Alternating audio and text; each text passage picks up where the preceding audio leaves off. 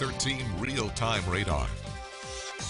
Nearly the entire weekend was taken up with overcast conditions and some very light rain. It started raining on Friday, but since then we haven't even seen any noticeable rainfall totals even in the last 24 hours, only a trace. That's going to be the most rain that we've seen, though most of the area did see some form of rain, but it really didn't last too long. And like I said, they were drizzle, misty-like conditions, and that's what we've been seeing over the last 3 hours, primarily along the coast and for the western areas just outside of our viewing area. So not a lot of rainfall expected for today, but we will have those drizzly and misty-like conditions continue for tonight, though it looks pretty calm to start tomorrow morning. But we will have some patchy fog around as it's going to be a very mild night ahead of us, and we're going to see a big warm up for tomorrow where temperatures finally get back into the 70s. But looking at your futurecast, we do still have the flow coming out of the north. That's going to switch as we go into the overnight hours as a warm front is going to be lifting through the area. This is going to bring the flow out of the southwest. So a little bit more moisture is going to be around,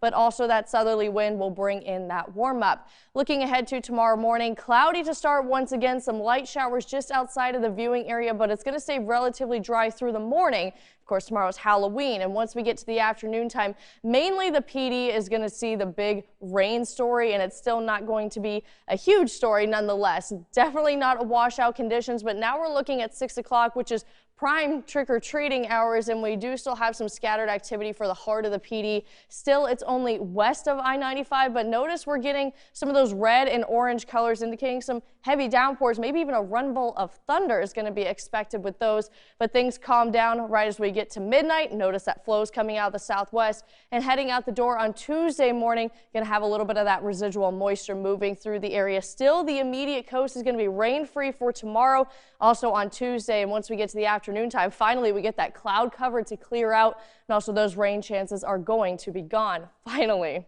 So now we're going to go ahead and look at your low temperatures for tonight. This is very mild. We should be in the upper 40s now for parts of the PD, seeing mid 50s throughout the area, 60 in Myrtle Beach. That's about 10 degrees above average. And these high temperatures for tomorrow, anywhere from 74 to 78, even 79 degrees. So a very mild Halloween is going to be on the way. But looking at your trick-or-treating hourly forecast, if you can get in a little bit earlier before your evening time, that's going to be the best chance primarily for the PD to stay rain-free as you're trick-or-treating. But the best probability, unfortunately, is going to be right around that sunset hour. So just be mindful of that. It's still going to be a very humid, definitely not going to need a jacket if you start out before sunset, but the beaches looks like you're going to be rain-free. And in terms of the tropics, we actually got that red area named somewhat. It's called Potential Tropical Cyclone 15, but technically based on that wind speed, it should be a tropical storm, but the National Hurricane Center has not named this just yet. Very likely it will be named at the 8 o'clock update, continuing to strengthen, forecast to be a hurricane. So, but that's not going to impact us, only impacting Central America. The next name on the list will be Lisa.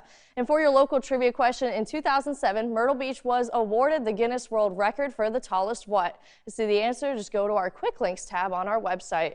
And looking at the beaches, some light showers possible for tomorrow, but a big warm up, mid 70s tomorrow, upper 70s on Tuesday, and temperatures are going to continue to stay above average for nearly the entire week. The PD is going to have that higher rain chance for tomorrow. Even a rumble of thunder cannot be ruled out. So we'll see how that changes once we get to the 11 o'clock update tonight. You going trick-or-treating tomorrow?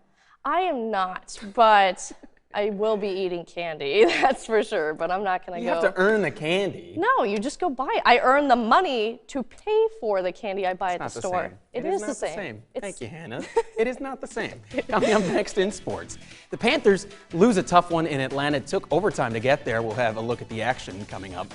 Plus, the Gamecocks lose their way out of the top 25 highlights, plus the latest rankings when we come back.